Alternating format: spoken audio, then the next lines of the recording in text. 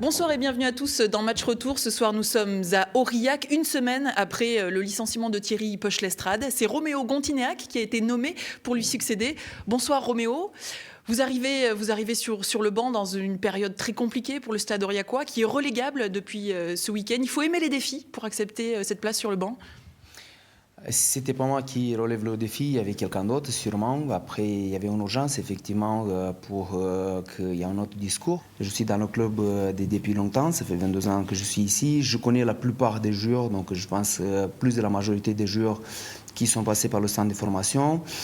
Donc voilà, j'ai la connaissance de ce niveau-là et j'ai la connaissance du groupe. Donc voilà pourquoi, la raison pourquoi c'est moi qui dois relever le défi. Alors Roméo Gontinéac, un homme de défi, un professionnel très apprécié. C'est Roméo Gontinéac vu par, c'est le clin d'œil de ce match retour.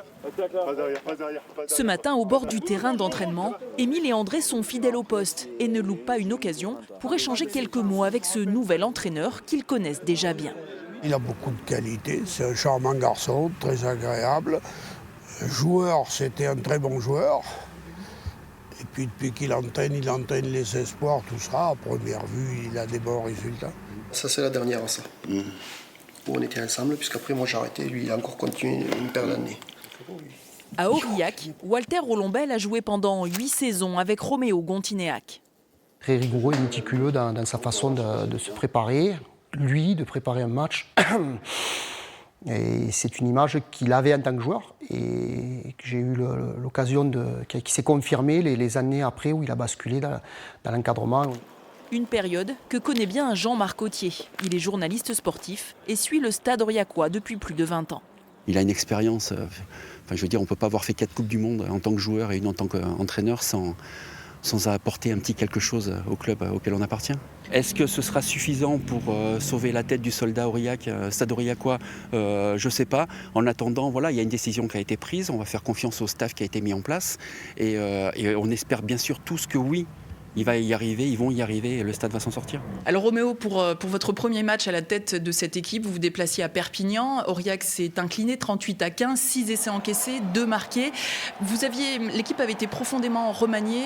C'était un choix de faire l'impasse sur ce match à Perpignan? C'est pas d'impasse, on n'en fait pas d'impasse quand on part à l'extérieur. C'est tout simplement, c'était le groupe qui était mis en place. J'ai pas voulu changer beaucoup de choses. Donc non, on lâche pas des matchs à l'extérieur. La preuve, c'est qu'à la mi-temps, on était encore à 12-10. Donc le message, je pense qu'il était bien passé. Après, voilà, il faut qu'on travaille beaucoup plus dans la profondeur et je pense que ça va venir. Mais voilà, on lâche pas des matchs à l'extérieur. Que l'équipe elle change, c'est parce qu'on a 56 joueurs dans l'effectif pro. Donc il faut qu'on donne la chance à tout le monde et qu'on arrive à cibler la meilleure équipe d'un week-end à l'autre. Voilà. Alors, Roméo, vous dites que ça va venir, mais il faut que ça vienne dans l'urgence parce que dès ce vendredi, il y a un match capital qui va être déjà décisif finalement pour Aurillac, c'est Rouen. Effectivement. Qu'il pleut, qu'il neige, vendredi, il faut qu'il y ait du soleil pour Aurillac, pour nous, pour notre équipe. Et effectivement, il faut qu'il y ait du soleil, c'est-à-dire il faut qu'il y ait des résultats. Il y a des urgences, il y a l'urgence de ce match-là, mais il y a des urgences de tous les matchs qui vont rester d'ici jusqu'en fin de saison. Mais Rouen a quand même... ça va être quand même une marche particulière. Voilà, si vendredi, le stade ne gagnait pas, ça va changer la physionomie de la fin de la saison quand même. Ça va changer, on va travailler beaucoup plus sur le stress, ça c'est sûr, c'est une certitude. Après, on ne va pas regarder, on ne va pas se focaliser sur ça. J'aimerais bien, permettez-moi de me focaliser beaucoup plus déjà avec un succès. Je crois beaucoup en ces groupes, je crois beaucoup en ces joueurs-là qui vont être sur le terrain. Je crois beaucoup que le public il va nous porter un peu. Voilà, après les détails technico-tactiques, on va mettre stratégiques, on mettra en place. Je l'espère et je crois beaucoup ça va payer. Oui, parce que si on regarde ce début de saison, 4 victoires seulement en 17 journées de championnat, ça fait un bilan très faible pour cette équipe. Ça fait très peu, effectivement, et aussi ça fait très peu et on marque très peu. Je regardais un petit peu tous les résultats qu'on les a fait, à part Aix-en-Provence de mémoire, ici on en met au-delà des 30 points.